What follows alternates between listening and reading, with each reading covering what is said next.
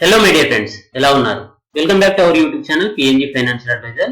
Friday రోజు morning మనం Telegram ఛానల్లో ఒక పిక్చర్ పోస్ట్ చేయడం జరిగింది. గోల్డ్ మ్యాన్ సాచెస్ యొక్క రికమెండేషన్స్ అని చెప్పేసి దాంట్లో 12 స్టాక్స్ గురించి వాళ్ళ వ్యూస్ అనేది తెలియజేయడం జరిగింది. సో దాని గురించిన పూర్తి డీటెయిల్స్ దీంట్లో చూద్దామండి. ఇది కేవలం పొజిషనల్ ట్రేడర్స్ కి మాత్రమే. ఎవరైతే ఎఫ్ఎన్ఓస్ లో ఫ్యూచర్ అండ్ ఆప్షన్స్ లో ట్రేడ్ చేస్తూ ఉంటారో, స్వింగ్ ట్రేడింగ్స్ వాళ్ళు కూడా వీటిని యూజ్ చేయవచ్చు.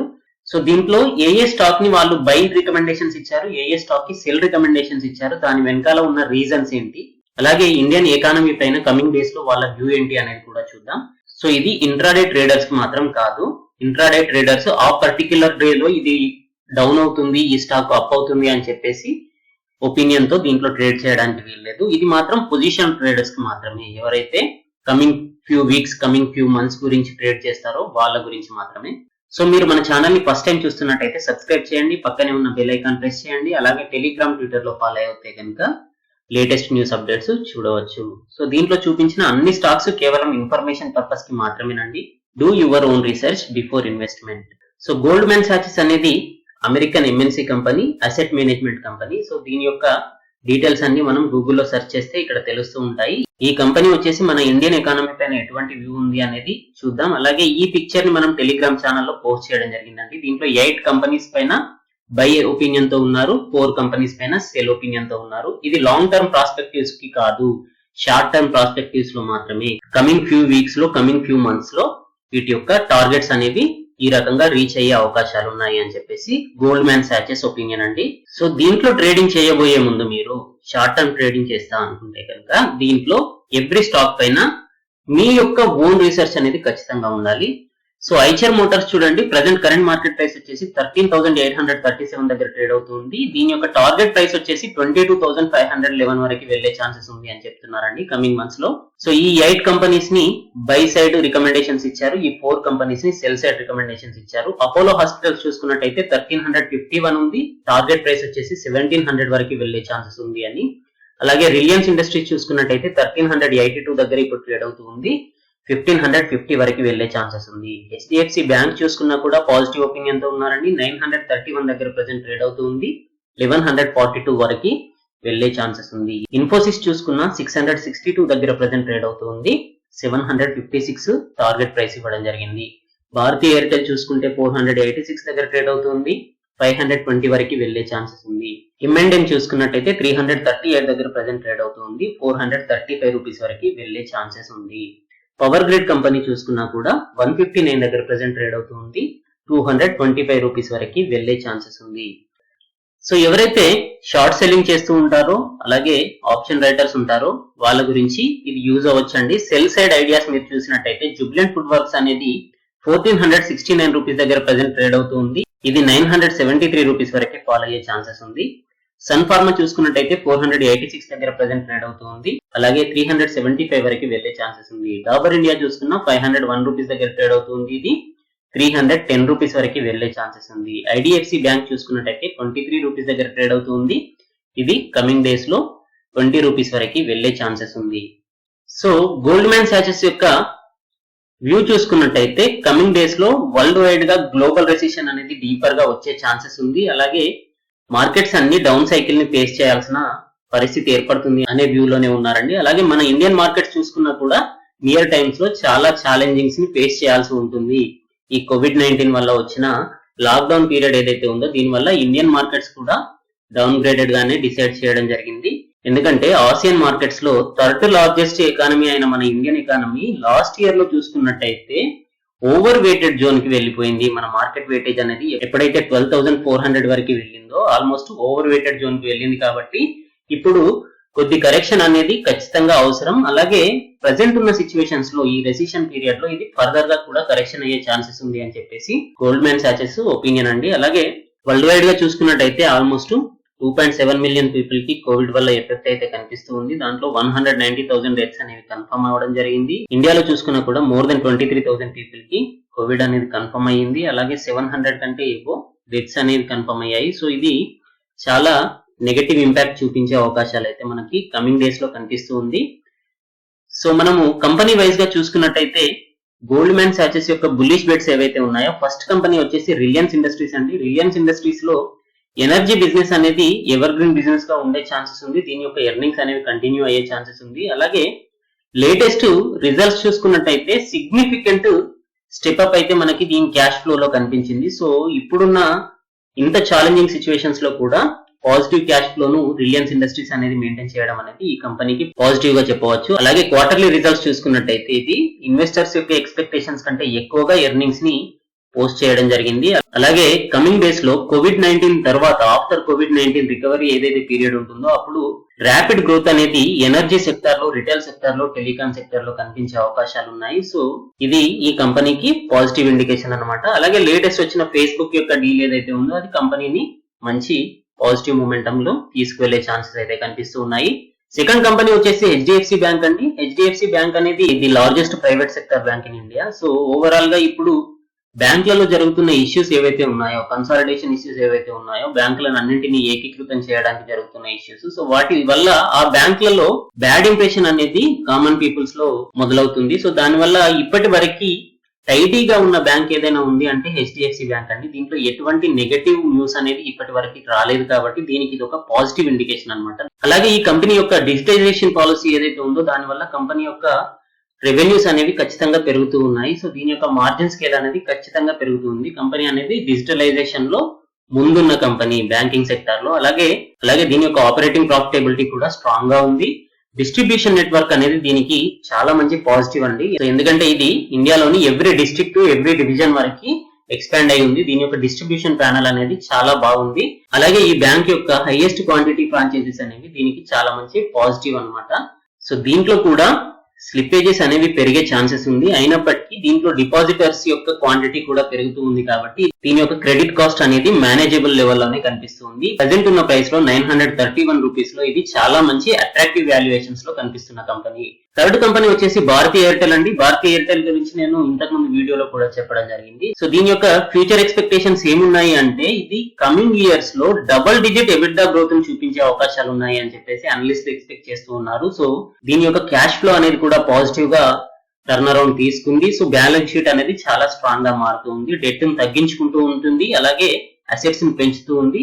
దీని యొక్క టారిఫ్స్ ని హైక్ చేయడం అనేది కూడా దీని యొక్క గ్రాస్ రెవెన్యూ పెంచడానికి మంచి యూజ్ అయిన స్ట్రాటజిక్ ప్లాన్ గా చెప్పవచ్చు. సో ఫోర్త్ కంపెనీ వచ్చేసి ఇన్ఫోసిస్ అండి. ఇన్ఫోసిస్ లో వి షేప్ రికవరీ అనేది మనం చూడడం జరిగింది. సో గ్లోబల్ వైజ్ గా చూసుకున్నట్టయితే ఇప్పుడు ప్రతి ఒక్కరూ డిజిటల్ టెక్నాలజీ వైపు వెళ్లాల్సిన అవసరం ఎంతైనా ఉంది. దానిపైన ఏర్పడుతున్న నమ్మకం, డిజిటల్ టెక్నాలజీని యూజ్ చేసుకునే విధానం కూడా చాలా మారింది ప్రీవియస్ ఇయర్స్ తో కంపేర్ చేసుకున్నట్టయితే. సో కమింగ్ ఇయర్స్ లో డిజిటల్ టెక్నాలజీస్ అనే కంపెనీస్ ఏవైతే ఉన్నాయో ఐటీ సెక్టర్ కంపెనీస్ కి పాజిటివ్ గా ఉండే అవకాశం ఉంది. సో ఈ కంపెనీ కూడా డిజిటల్ సొల్యూషన్స్ లో ఉంది కాబట్టి దీని యొక్క రెవెన్యూ అనేది పెరిగే అవకాశాలు ఉంది అని కనిపిస్తుంది. సో దీంట్లో ఎబిట్ మార్జిన్స్ అనేవి ఫైనాన్షియల్ ఇయర్ 20 నుంచి 23 కి ఆల్మోస్ట్ 130 బేసిస్ పాయింట్స్ పెరిగే అవకాశాలు ఉంది అని చెప్పేసి అనలిస్టులు ఎక్స్పెక్ట్ చేస్తున్నారు. సో దీని యొక్క స్ట్రాంగ్ బ్యాలెన్స్ షీట్ అనేది, టైట్ మేనేజ్మెంట్ అనేది ఈ కంపెనీ యొక్క పాజిటివ్ ఇండికేషన్స్ అన్నమాట. అలాగే ఇన్ఫోసిస్ అనేది one of the best company, large sized IT vendor కాబట్టి దీని యొక్క సప్లై అండ్ డిమాండ్ ఛాలెంజెస్ ఏవైతే ఉన్నాయో వాటిని మేనేజ్ చేసుకునే కెపాసిటీ అయితే ఉంది అని చెప్పేసి మనం ఎక్స్పెక్ట్ చేయవచ్చు. అలాగే ఫిఫ్త్ కంపెనీ వచ్చేసి పవర్ గ్రిడ్ అండి. పవర్ గ్రిడ్ లో కూడా అట్రాక్టివ్ వాల్యుయేషన్స్ కనిపిస్తూ ఉన్నాయి. సో ఎనర్జీ సెక్టర్ కాబట్టి దీంట్లో కూడా ఇది సేఫ్ హెవెన్ గా చెప్పవచ్చు. దీంట్లో కూడా స్టేబుల్ ఎర్నింగ్స్ గ్రోత్ అనేది మనం ప్రీవియస్ క్వార్టర్స్ లో చూడడం జరిగింది. డివిడెండ్ పే అవుట్ రేషియో అనేది కంటిన్యూస్ గా పెరుగుతూ వస్తుంది. సో ఇది కూడా మంచి పాజిటివ్ ఇండికేషన్ అన్నమాట. సిక్స్త్ కంపెనీ వచ్చేసి మహీంద్రా అండి. మహీంద్రా అండ్ మహీంద్రాలో న్యూ లీడర్షిప్ రావడం జరిగిందండి. న్యూ సిఇఓ అనేది ఇన్వెస్టర్స్ యొక్క పాజిటివ్ కన్సర్న్స్ ని మనకి ఇక్కడ తెలియజేయడం జరుగుతుంది. అలాగే సౌత్ కొరియాలోని సాంగ్యంగ్ మోటార్స్ అనే కంపెనీ ఏదైతే ఉందో లాస్ మేకింగ్ కంపెనీ అండి మహీంద్రా అండ్ మహీంద్రాకి. సో దాంట్లో నుంచి వీళ్ళు ఇన్వెస్ట్మెంట్స్ ని తగ్గిస్తూ వస్తున్నారు. అది కూడా వీళ్ళకి లాస్ మేకింగ్ ని తగ్గించే అవకాశాలు ఉన్నాయి. సో మహీంద్రా అనేది క్యాష్ లీకేజ్ విషయంలో మాత్రం సిగ్నిఫికెంట్ స్టెప్స్ ని తీసుకుంటుందండి. సో ఇది మంచి స్ట్రాటజిక్ ప్లాన్ గా కనిపిస్తుంది. సో ఫర్దర్ గా ఈ కంపెనీలో క్యాష్ లీకేజ్ అనేది తగ్గడం వల్ల ప్రాఫిట్స్ అనేది గ్రో అయ్యే అవకాశాలు ఉన్నాయి. అలాగే ఈ కంపెనీ యొక్క share holders returns, capital efficiency అనేది కూడా మంచి ఇంప్రూవ్మెంట్ లో కనిపిస్తుంది. ప్రెసెంట్ ఉన్న ప్రైస్ లో మాత్రం మహీంద్రా అండ్ మహీంద్రా అనేది చాలా మంచి అట్రాక్టివ్ వాల్యుయేషన్స్ తో కనిపిస్తుంది. తర్వాత కంపెనీ వచ్చేసి ఐచర్ మోటార్స్ అండి. ఐచర్ మోటార్స్ అనేది 13,000 వరకు ఫాల్ అయి కనిపిస్తుంది. మనకి ఇప్పుడు మంచి వాల్యుయేషన్స్ లో కనిపిస్తుంది. కమింగ్ డేస్ లో ఇండియాలో ఉన్న 2 వీలర్ సెక్టర్ ఏదైతే ఉందో ఇది యుటిలిటీ వైజ్ గా కాకుండా ప్రీమియమైజేషన్ వైజ్ గా స్టెప్ అప్ అయ్యే ఛాన్సెస్ ఉంది. ఎందుకంటే బైక్స్ ని కేవలం అవసరాలకు వినియోగించుకోవడానికే కాకుండా స్టేటస్ సింబల్ గా చూపించుకునే పరిస్థితి కమింగ్ డేస్ లో ఇండియాలో కనిపించే అవకాశాలు ఉన్నాయి. సో దానివల్ల బైక్స్ ప్రైస్ అనేది కంప్లీట్ గా చేంజ్ అయ్యే ఛాన్సెస్ ఉంది. దానివల్ల ప్రీమియం బైక్స్ అనేది డిమాండ్ పెరిగే ఛాన్సెస్ అయితే మనకి ఇండియాలో కమింగ్ డేస్ లో కనిపిస్తుంది. సో దీనివల్ల రాయల్ ఎన్ఫీల్డ్ మ్యానుఫ్యాక్చర్ అయిన ఐచర్ మోటార్స్ యొక్క ప్రాఫిట్స్ అనేవి కూడా కమింగ్ డేస్ లో మంచి గ్రోత్ కనిపించే అవకాశాలు ఉన్నాయి. సో ఈ లాక్డౌన్ తర్వాత పీపుల్స్ అనేవారు కార్స్ కంటే ఎక్కువగా బైక్స్ వైపు మొగ్గు చూపే అవకాశాలు ఉన్నాయి కాబట్టి దీని యొక్క వాల్యూమ్ రికవరీ కూడా అయ్యే ఛాన్సెస్ అయితే మనకి ఇక్కడ కనిపిస్తుంది. అలాగే 350cc ప్లాట్ఫామ్ ని కూడా ఇది న్యూలీ లాంచ్ చేయబోతుంది కాబట్టి దీని యొక్క ప్రాఫిట్స్ అనేవి గ్రోత్ అయ్యే ఛాన్సెస్ మనకు కనిపిస్తుంది. 8th కంపెనీ వచ్చేసి అపోలో హాస్పిటల్స్ అండి. అపోలో హాస్పిటల్స్ అనేది 10 న్యూ హాస్పిటల్స్ ని ఎగ్జిక్యూట్ చేయడం జరిగింది. సో దీని యొక్క ఇన్వెస్టర్స్ యొక్క కాన్ఫిడెన్స్ లెవెల్స్ అనేది దీంట్లో పెరగడం జరిగింది. అలాగే క్యాన్సర్ కేర్ సెంటర్ ఏదైతే ఉందో ఇది మాక్సిమం ఎర్నింగ్ డ్రైవర్ గా కనిపిస్తూ ఉంది. ఇది కంటిన్యూ అయ్యే ఛాన్సెస్ కూడా ఉంది. అలాగే లాస్ట్ క్వార్టర్ లో అపోలోలో ఉన్న ప్రమోటర్ ప్లెడ్జ్డ్ షేర్స్ ఏవైతే ఉన్నాయో వాటిని తగ్గించుకోవడం కూడా జరిగింది. సో రిస్క్ రివార్డ్ రేషియో చూసుకున్నట్టయితే అపోలో హాస్పిటల్స్ లో చాలా అట్రాక్టివ్ గా కనిపిస్తూ ఉంది. సో బేరిష్ కాల్స్ ఏవైతే ఉన్నాయో వాటి గురించి చూద్దామండి. ఇప్పుడు బేరిష్ కాల్స్ వచ్చేసి Sun pharmaceutical industries. Sun Pharma అనేది అసెట్స్ వైజ్ గా ఇది డిసప్పాయింటింగ్ పర్ఫార్మెన్స్ ఇస్తూ ఉంది. అలాగే సన్ ఫార్మా యొక్క జెనరిక్ బిజినెస్ ని లీడ్ చేసే అమెరికన్ బేస్డ్ కంపెనీ అయిన తారో అనేది కూడా ఇప్పుడు యుఎస్ రెగ్యులేటర్ ఇష్యూస్ వల్ల అండర్ ప్రెషర్ లో ఉందండి. సో దాని వల్ల కూడా దీని యొక్క సేల్స్ అనేది పడిపోయే ఛాన్సెస్ ఉంది. సో దీని యొక్క ఆపరేషన్ ప్రాఫిట్స్ మార్జిన్ చూసుకున్నా కూడా ఛాలెంజింగ్ గా మనకు కనిపిస్తూ ఉన్నాయి. రిస్క్ రివార్డ్ రేషియో చూసుకున్నట్టయితే ఇది డౌన్ సైడ్ గా కనిపిస్తూ ఉంది. సెకండ్ కంపెనీ చూసుకున్నట్టయితే డాబర్ ఇండియా కంపెనీ అండి. డాబర్ ఇండియా అనేది 3rd largest FMCG company in India. So దీని యొక్క ప్రైస్ అప్రిషియేషన్ అయితే లాస్ట్ ఫ్యూ వీక్ లో చాలా మంచి ప్రైస్ గ్రోత్ అయితే కనిపించింది. కాకపోతే ఈ లాక్డౌన్ వల్ల FMCG సెక్టర్ లోని చాలా కంపెనీస్ హిందుస్థాన్ యూనిలివర్ కానివ్వండి, అవెన్యూ సూపర్ మార్ట్ కానివ్వండి, డాబర్ ఇండియా కానివ్వండి, సో వీటి యొక్క మోస్ట్ ఆఫ్ ద బ్రాంచెస్ అనేవి క్లోజర్ పొజిషన్ లోనే ఉన్నాయి కాబట్టి సేల్స్ అనేవి తగ్గినట్టు కనిపిస్తుంది. అలాగే FMCG సెక్టర్ లోని ఫుడ్ ఐటమ్స్ ఏవైతే మ్యాండేటరీ ఉన్నాయో వాటినే పబ్లిక్ కొంటున్నారు, కానీ జ్యూసెస్, ఆయిల్స్ ఇట్లాంటి తక్కువ ఇంపార్టెన్స్ ఉన్న ఐటమ్స్ యొక్క సేల్స్ అనేవి పడిపోవడం జరిగింది. సో ఈ కంపెనీ యొక్క 81% రెవెన్యూ అనేది కన్స్యూమర్ కేర్ బిజినెస్ నుంచి వస్తుంది కాబట్టి దానిపైన ఇవి ఎఫెక్ట్ చూపించే ఛాన్సెస్ ఉంది. అలాగే ఫ్లైట్స్ అనేవి లాక్డౌన్ సిచ్యువేషన్స్ లో ఉన్నాయి కాబట్టి ఎక్స్పోర్ట్స్ అనేవి తగ్గాయి. సో వీటి యొక్క ఇంటర్నేషనల్ సేల్స్ ఏవైతే ఉన్నాయో వాటి యొక్క సేల్స్ అనేవి పడిపోవడం అయితే మనకి ఇక్కడ కనిపిస్తూ ఉంది. సో పోస్ట్ లాక్డౌన్ పీరియడ్ తర్వాత కూడా ఇవి కమింగ్ డేస్ లో కొంతవరకు ఛాలెంజెస్ ని ఫేస్ చేసే అవకాశం అయితే కనిపిస్తూ ఉంది. అలాగే ఇప్పుడున్న సిచ్యువేషన్స్ లో దీని యొక్క ప్రైస్ అనేది మాత్రం ఎక్స్పెన్సివ్ వాల్యుయేషన్స్ లో కనిపిస్తుంది. ఎందుకంటే చాలా మంచి షార్ప్ ర్యాలీ అయితే తీసింది. సో ప్రజెంట్ ఎవరైనా కొత్తగా ఎంట్రీ అవ్వాలనుకునే వారు మాత్రం కాస్త ఆలోచించి మేబీ ఫర్దర్ గా మార్కెట్స్ అనేవి ఫాల్ అయితే కనుక మంచి అట్రాక్టివ్ డిస్కౌంటెడ్ ప్రైస్ లో దొరికితే అప్పుడు కొత్తగా ఎంట్రీ అయితే బెస్ట్ అండి. తర్వాత కంపెనీ వచ్చేసి జుబ్లెంట్ ఫుడ్ వర్క్స్ అండి. జుబ్లెంట్ ఫుడ్ వర్క్స్ అనేది దీని యొక్క వెబ్ డిజైన్ వల్ల ఇది ఛాలెంజెస్ ని ఫేస్ చేస్తూ ఉందండి. దీని యొక్క వీక్ డిమాండ్ అనేది కనిపిస్తూ ఉంది. దీని యొక్క కాంపిటీటర్స్ చూసుకున్నట్టయితే పోస్ట్ లాక్డౌన్ తర్వాత కూడా దీని యొక్క స్టోర్స్ ని ఇది మళ్ళీ రీఓపెన్ చేసేసి ఈ స్లో డౌన్ నుంచి రికవరీ కావడానికి చాలా టైం పట్టే అవకాశాలు అయితే దీంట్లో కనిపిస్తూ ఉన్నాయి. అలాగే దీని యొక్క నెగటివ్ ఇండికేషన్ ఏంటంటే హై ఫిక్స్డ్ కాస్ట్ అండి. దీని యొక్క ప్రైస్ అనేది చాలా ప్రీమియం ప్రైస్ లో ఉంటుంది. సో దీని యొక్క ప్రొడక్ట్స్ మనకు ఆల్రెడీ తెలుసు, డంకన్ డోనట్స్, డొమినోస్ పిజ్జాస్ అనేవి. సో ఇవన్నీ హైయెస్ట్ ప్రీమియం ప్రైస్ లో సేల్ చేస్తూ ఉంటాయి కాబట్టి వీటి యొక్క రికవరీ అనేది కాస్త స్లోగా ఉండే ఛాన్సెస్ ఉంది. ఎందుకంటే ఎలాగో ఈ లాక్డౌన్ పీరియడ్ లో ఎకానమిక్ క్రైసిస్ అనేది ఖచ్చితంగా ఎవ్రీ పర్సన్ ఫేస్ చేసే అవకాశాలు ఉంటాయి కాబట్టి ఇంతకు ముందులా ఓపెన్ గా ఎక్కువగా ఖర్చు పెట్టే అవకాశాలు అయితే పబ్లిక్ దగ్గర కనిపించదు. సో దానివల్ల ఈ కంపెనీస్ అనేవి ఫర్దర్ గా కొద్దిగా స్లో డౌన్ ని ఫేస్ చేసే అవకాశాలు ఉన్నాయి.